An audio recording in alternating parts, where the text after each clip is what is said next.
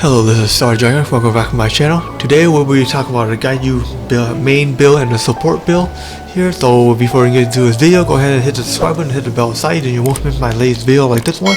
And also I'll be live streaming on Genshin Impact anytime any new content comes out on my Twitch channel. So I will leave the description below, and you can lead you to my Twitch channel, so you can go ahead and take a look and follow me up in my Twitch channel, and until I'll live stream again, then you guys can see me. If you have any questions, go ahead and ask me. So let's get into this video. So you already heard me about Ganyu already. If you have not seen my last video on Ganyu, so go ahead and check out my last video. I will leave the description below on my last video, so you can check her out. I already talked about everything on her already. Something about how she used, where she's from, what the Sen care weapon, everything there already. We're going to be talking about her build now. So her build is the main, so we already know that she's a bow and cryo user, that's what we know. But you also, I have not explained this one, that when you ascend her, it will increase her critical hit damage.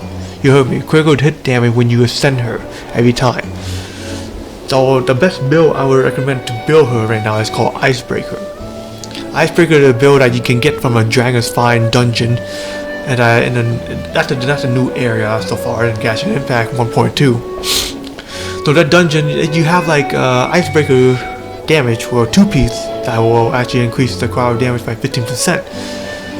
And for Icebreaker 4-piece will increase the critical hit rate. So any enemy affected by cryo will have increased their critical hit rate by 20%. But enemy frozen will increase the critical hit rate by additional of 20%. So if you have a Hydro character in your party, you can actually use it on them with effect more Hydro, and you can use Ganyu to just like have some like use a one charge attack, or using a Lotus, then it will freeze them. It will do like huge amount of damage. So you already have like 40% of critical hit rate, right? And enemy frozen. But if you have in your artifact, if you have like another 10% of critical hit rate, then it will be a total of 50%. So you can deal more critical damage. That's what you're aiming for too. More critical damage will be good too. If you have enough, then yeah. But if you do not have a Hydro character, upgrade your critical hit rate up to 30% at least. Then when they're affected by cryo, will increase your critical hit rate by 20% already. For me, not everyone have a character that actually 50% of critical hit rate. My Luke, for example, I have one character that is already 50%. To be honest with you, not everyone do that. So that's gonna be the main build I would recommend you guys for you to do. I will be talking about weapon later. So if you try and build her as a support build, I would use a Wandering Troop. Wandering Troop's 2 set will increase elemental mastery by 80%. And if you have 4-piece, will increase the charge attack by 35% if the character is using a catalyst or a bow. That's what they're going to be. So yeah, you use charge damage, it will increase the 35%, but that's just a support type build though. So if you're going for her support, then the Wandering Troop would be your best. Do Elemental Mastery, which is actually cause the elemental reaction, which is deal a lot of damage. For the weapon build, if you guys go for a main damage weapon build, then any bow would be good, but the best bow, it's like if you're a beginner, slingshot would be ready for you. But if you guys go for more critical hit type build, like I already mentioned, then Skyward Heart would be the best. It's a 5-star weapon. It's also said here it increased critical damage by 20%, hit, have a 60% inflicting the small AoE damage, dealing 125% physical attack damage. Can only occur every 4 seconds though.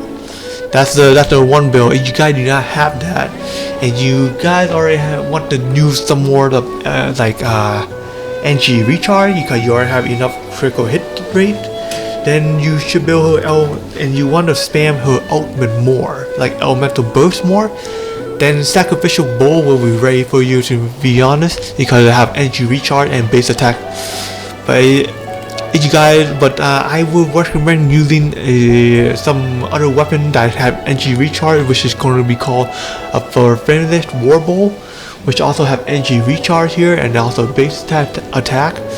Instead of have a windfall, that critical hit have a 70% chance of generating a small amount of particles. So every if you generate 6 energy for a character, going to by 10.5 a second though.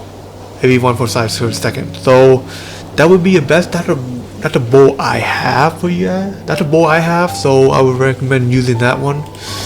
If you guys do not have any of those, or you guys don't like to play gadget that much or anything, then you can just go ahead and get the prototype Crescent.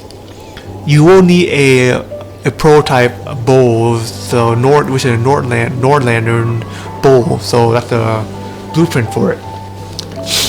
This one will increase their attack percentage and base attack.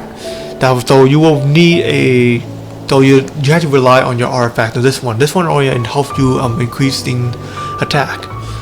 The other bow called the compound bow, I don't think it will be recommendable, because the other bow actually deals more of a physical damage rather than over attack.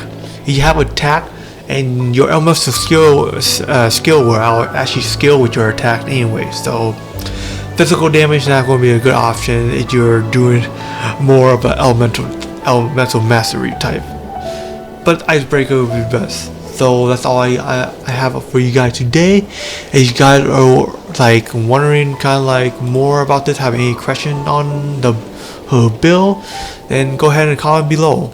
And that's all I have for you guys today. I'll be talking about Fusha on my next video, so stay tuned until then. I catch you guys on my next video. Peace.